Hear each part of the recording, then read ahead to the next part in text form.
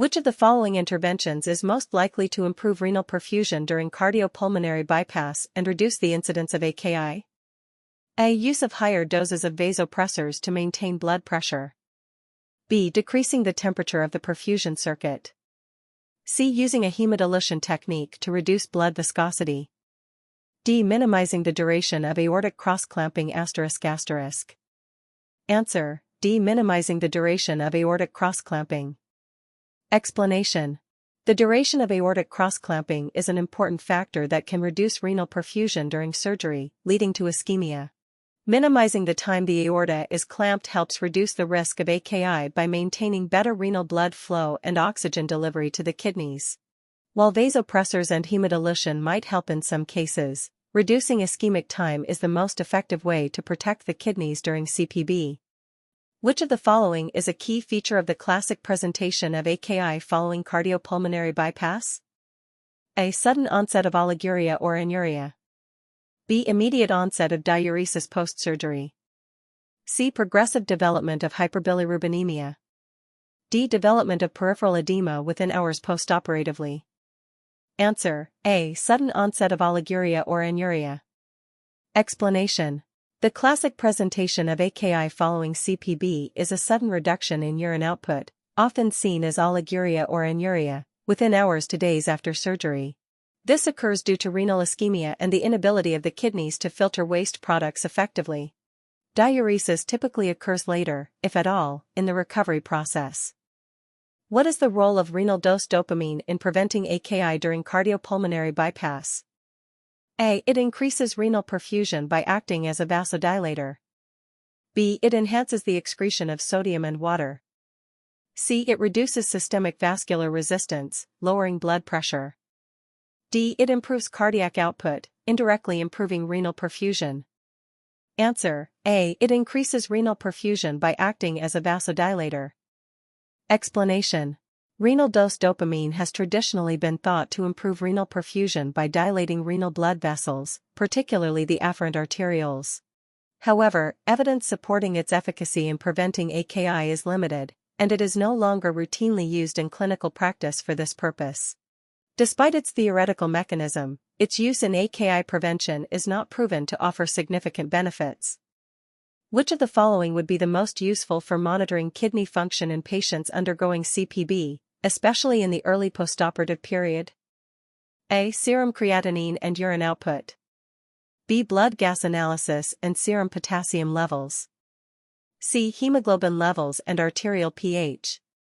D. Electrocardiogram, ECG, and chest X-ray. Answer: A. Serum creatinine and urine output. Explanation: monitoring serum creatinine levels and urine output is the most effective way to assess kidney function during the early postoperative period after CPB. These markers provide insight into kidney filtration and excretion capacity, which are directly impacted by AKI.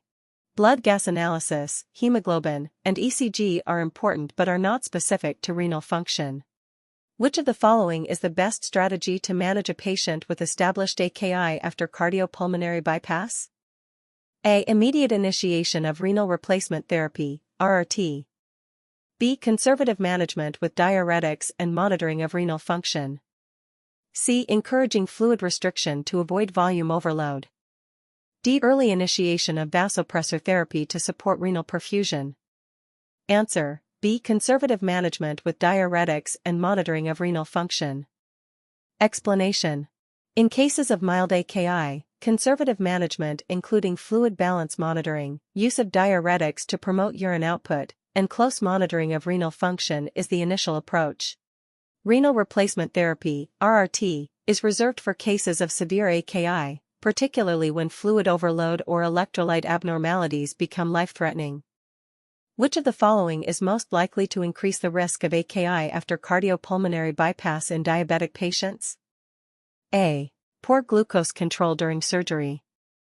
B. Increased use of heparin. C. Higher BMI. D. Use of low-dose aspirin postoperatively. Answer: A. Poor glucose control during surgery. Explanation: poor glucose control, especially hyperglycemia, during surgery increases the risk of AKI in diabetic patients. High blood glucose levels are associated with increased inflammation, oxidative stress, and endothelial dysfunction, all of which can exacerbate kidney injury. Tight glucose control during the perioperative period has been shown to reduce the risk of AKI in diabetic patients. Which of the following describes the role of extracorporeal circuit components in AKI risk during cardiopulmonary bypass? A. They may increase the risk of AKI by causing blood trauma and activation of inflammatory responses. B. They are not involved in AKI risk and have no significant effect on renal function. C. They help prevent AKI by enhancing kidney perfusion through improved hemodynamics. D. They reduce the risk of AKI by acting as a buffer against renal ischemia. Answer: A. They may increase the risk of AKI by causing blood trauma and activation of inflammatory responses. Explanation: the components of the extracorporeal circuit, such as the oxygenator and tubing, can cause blood trauma and initiate inflammatory responses, which may contribute to kidney injury.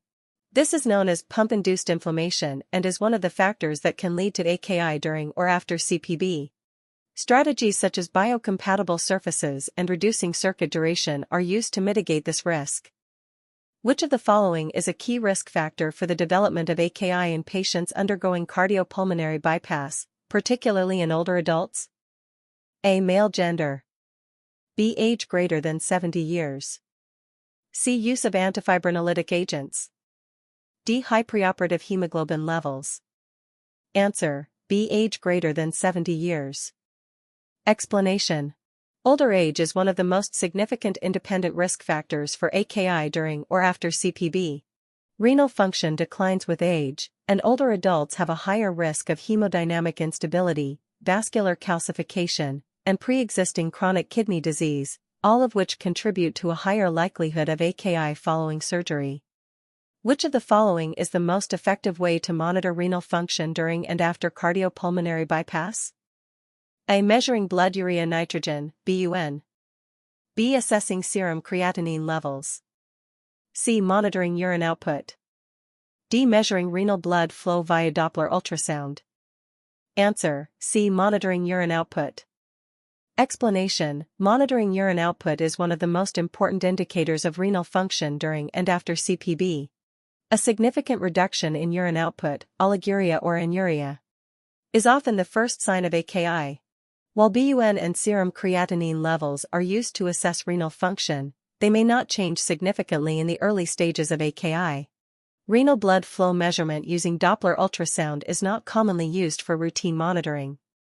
Which of the following strategies is most likely to reduce the incidence of AKI in patients undergoing long-duration cardiopulmonary bypass? A. Increased perfusion pressure during CPB. B. Use of a smaller size oxygenator. C. Mild hypothermia during CPB. D. Administration of high-dose corticosteroids preoperatively. Answer: C. Mild hypothermia during CPB. Explanation: mild hypothermia, around 28 to 32 degrees Celsius, during CPB has been shown to help reduce the incidence of AKI by decreasing metabolic demand and reducing the susceptibility of renal tissue to ischemic damage. Mild hypothermia preserves renal function by reducing the oxygen demand of tissues. While increased perfusion pressure and oxygenator size could theoretically help, hypothermia is more consistently linked with renal protection during long CPB durations.